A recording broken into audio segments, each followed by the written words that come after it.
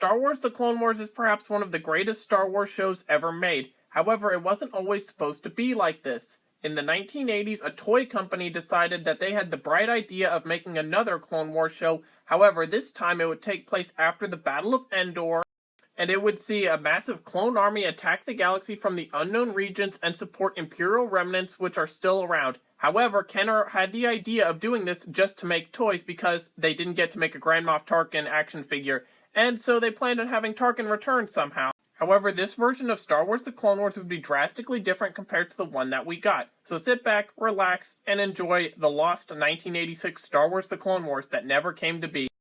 In 1984, the Kenner Toy Company embarked on an ambitious plan to make an animated Star Wars show called Star Wars The Epic Continues, and it was meant to be the Clone Wars of 1986, as it was planned to have an exiled geneticist and his clone army invade the galaxy after the Battle of Endor, as he had been exiled to the unknown regions for orchestrating the actual Clone Wars decades before. But since Palpatine had died at the Battle of Endor, the Empire was crumbling, and therefore his army was set up for the return and conquest of the galaxy. In Kenner's brief to Lucasfilm about the main villain, Atha Prime, they stated that he was a powerful force long kept in exile in a remote fringe of the galaxy that has been released by the death of the Emperor. It moves now like a plague, securing control over the shadowed remnants of the Empire and re-enslaving newly freed worlds. Atha Prime, genetics master, ruler of the Dark Worlds, and architect of the Clone Wars, is free again. His advanced army of combated clones are already decimating rebel outposts along the galactic frontier. His goal is to crush forever the Rebel Alliance and control the galaxy. Atha Prime was described as an egotistical genetics master and ruler of the so-called Dark Worlds. He was one of the architects of the Clone Wars, during which Prime attacked the mountainous world of Ski, committing terrorist acts that were all genetic in nature. He was defeated there by General Obi-Wan Kenobi along with Commanders Anakin Skywalker and Halagad Ventor. However, Prime and his forces would have some affiliation with the Empire after the war, but after the rise of the Empire, he was involved with Grand Moff Tatcha and would later move against Palpatine in an attempted anti-Sith coup in 1 BBY. Prime was then exiled from the Empire and forced to reside in a remote fringe of the galaxy. The death of Emperor Palpatine in 4 ABY at the Battle of Endor freed Prime from his exile somehow and allowed him to begin his intended bloody conquest of the galaxy. During his time in exile, though, Prime had been able to harness the power of cloning technology even further than he had during the Clone Wars, and with it he created an even stronger army of clone warriors.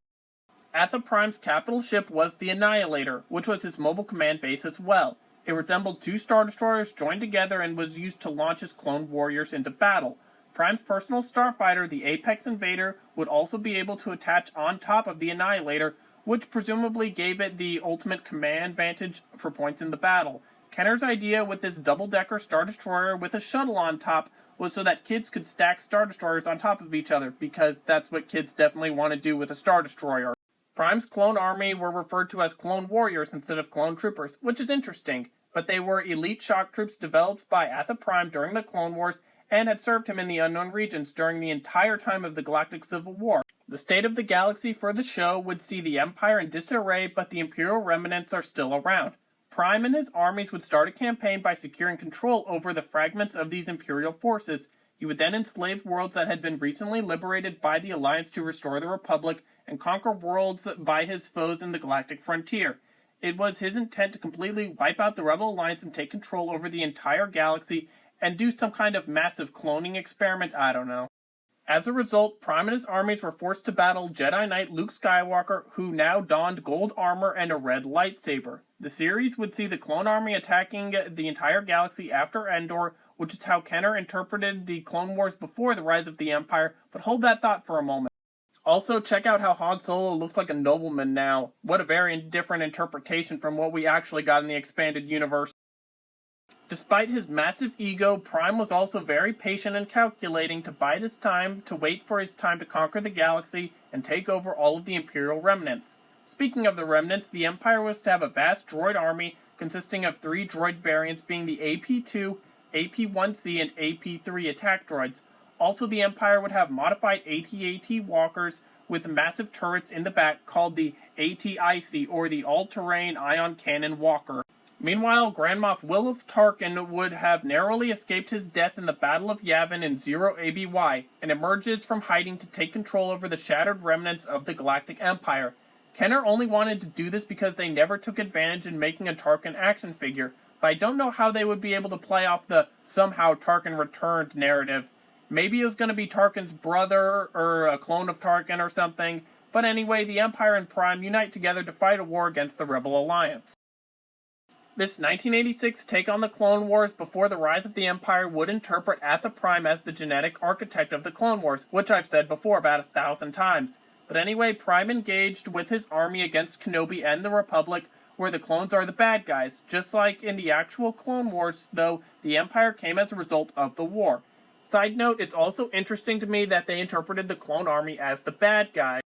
Anyway, this 1980s take on the Clone Wars is very similar to how authors like Timothy Zahn in the 1990s had interpreted the Clone Wars, with mad cloners unleashing a clone army onto the galaxy. This post-Endor Clone Wars would have solidified this theory by kind of repeating what many authors thought the Clone Wars were, but now taking place after Endor to reaffirm what happened before A New Hope. I hope I told that right, as it can get difficult to explain.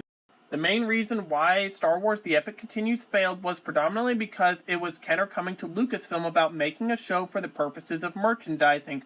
Unlike other film companies in the 1980s, Lucasfilm kept a very tight lid on what and wasn't allowed to become content for the franchise, and therefore who and who wasn't allowed to make toys from it. Therefore, the idea of the show was scrapped, but several aspects would be used in other Star Wars media later on. Now you might be asking yourself, where did the designs end up? And the answer is mostly across a wide range of Star Wars media. The AT-IC walkers resemble the First Order walkers from The Last Jedi. The Imperial droid army was eventually made into action figures by Kenner, just like the prototype for the AT-IC. Kenner would also eventually make a Grand Moff Tarkin action figure in the 1990s. The designs for Atha Prime inspired various characters and elements in the Dark Empire comics of the expanded universe. One notable example was the Imperial Sentinels, which looked very similar to Prime. Also, Atha Prime's character had many characteristics that were transferred over to Imperial Sith and Warlord Kronal, aka Shadowspawn, in an attempt to canonize Prime, but that went nowhere. Atha Prime was also rewritten as Zeta Mangus, a separatist bioterrorist who unleashed a hive mind virus aboard the Katana fleet about a decade before the Clone Wars began. And the terrorist also fought with the separatists in the Clone Wars against Kenobi and Skywalker in the Battle of Sky as a genetics terrorist, instead of as an architect of the Clone Wars. But the idea of the Clone Wars was vastly different from what we actually got. However, Atha Prime is also set to appear in the March 2025 Marvel Comics Star Wars Jedi Knights, which takes place in 32 BBY, so this entire lore video is relevant in some way. And that is the story of the attempted 1986 Star Wars The Clone Wars, where a rebuilt clone army from the Clone Wars attacks the galaxy after the Battle of Endor, just like many authors had interpreted the Clone Wars in the 1990s. But did you know about Star Wars The Epic Continues before this video? Is there anything that I left out or should have mentioned? Write in the comments, and thank you for watching.